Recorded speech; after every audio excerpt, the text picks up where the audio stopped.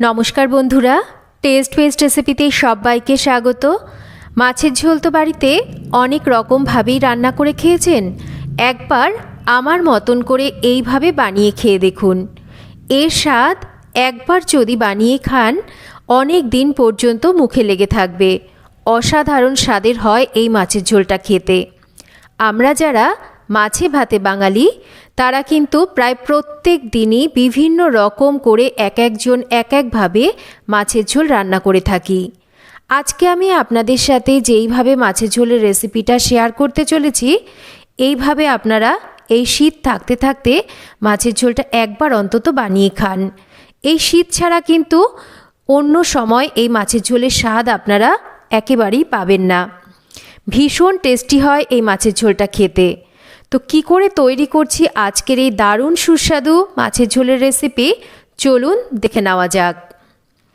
মাছের ঝোল বানানোর জন্য এখানে আমি নতুন ছোট আলু সেদ্ধ করে নিয়েছি। আলুগুলোকে প্রেসার কুকারে জলের মধ্যে অল্প লবণ দিয়ে একটা সিটি দিয়ে সেদ্ধ করে নিয়েছি। আপনারা চেষ্টা করবেন এই রকম নতুন ছোট আলু দিয়ে মাছের ঝোলটা রান্না করতে, তাতে করে মাছের ঝোলের স্বাদটা কিন্তু অনেক ভালো আসবে। বড় আলু না দিয়ে যদি এই রকম আমি যেইভাবে রান্নাটা করছি এইভাবে রান্নাটা করে খান, দেখবেন রান্নাটা খেতে কিন্তু অসাধারণ স্বাদের হয়। অনেকেই হয়তো এই মাছের ঝোলটা বাড়িতে বানিয়ে খান, তবে আমি কিভাবে আমার বাড়িতে মাছের ঝোলটা তৈরি করি সেটাই কিন্তু আপনাদের আজকে শেয়ার করব। আলুগুলোর খোসাগুলোকে ছাড়িয়ে নেওয়ার পর আলুর মধ্যে অল্প লবণ আর হলুদ ভালো করে মাখিয়ে রেখে দেব। যেহেতু আলুগুলোকে গোটা গোটা রেখেছি, একটু লবণ হলুদ মাখিয়ে রাখলে আলুর মধ্যে ভালো করে লবণটা ঢুকবে। যদি আলুগুলো একটু বড় হয় মাঝখান থেকে কেটে দুভাগ করে নেবেন। মাছের ঝোল রান্নার জন্য নিয়ে নিয়েছি এখানে একদম জ্যান্ত রুই মাছ। সবার প্রথমে মাছের মধ্যে লবণ আর হলুদ মাখিয়ে নেব। রান্নার অন্তত 15 মিনিট আগে মাছের মধ্যে লবণ হলুদ মাখিয়ে রাখবেন, তাতে করে মাছের মধ্যে লবণটা খুব ভালো করে ঢুকবে। অনেকেই কিন্তু ডাইরেক্ট লবণ হলুদ মাখিয়ে নিয়ে মাছটাকে রান্না করেন, তাতে করে কিন্তু মাছের মধ্যে লবণটা ঠিকঠাক ঢুকতে পারে না, তখন কিন্তু মাছগুলো খেতে খুব একটা ভালো লাগে না। তাই অবশ্যই মাছের মধ্যে লবণ হলুদ মাখিয়ে মাছগুলোকে 15 মিনিট অন্তত রেখে দেবেন। মাছের জন্য মশলা বানাবো। নিয়ে নিচ্ছি হাফ চামচ জিরের গুঁড়ো, ধনের গুঁড়ো নিচ্ছি হাফ চামচ ঝাল লঙ্কার গুঁড়ো, হলুদ নিচ্ছি হাফ চামচ আর নিচ্ছি হাফ চামচ আদা বাটা। বেসিক রেগুলার যে সমস্ত মশলা দিয়ে আমরা রেগুলার রান্না করি সেই মশলা দিয়ে রান্নাটা করব, কিন্তু রান্নার পদ্ধতিটা একটু অন্যরকম। অল্প জল দিয়ে মশলাটাকে আমি বানিয়ে রেখে দিচ্ছি।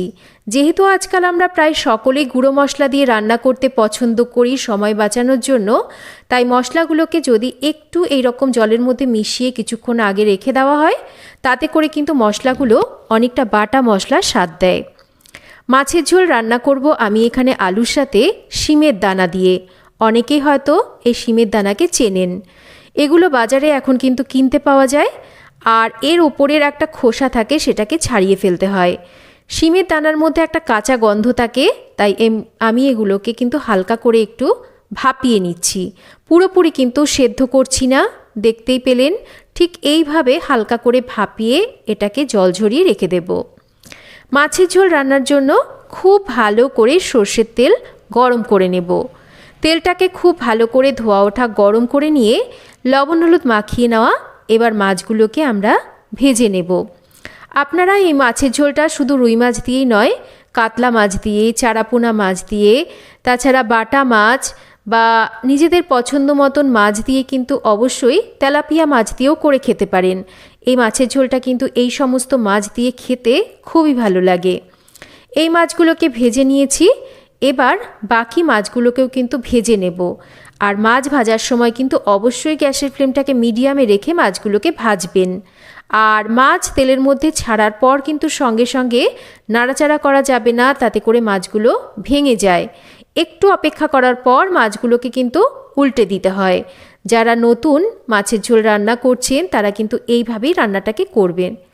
আর মাছের লেজটাকে কিন্তু খুব ভালো করে ভেজে নিতে হবে উল্টে পাল্টে, কারণ মাছের লেজ ভাজতে কিন্তু একটু সময় বেশি নেয়। আমি মাছের লেজটাকে খুব ভালো করে কিন্তু উল্টে পাল্টে চারিদিক থেকে ভেজে নিয়েছি।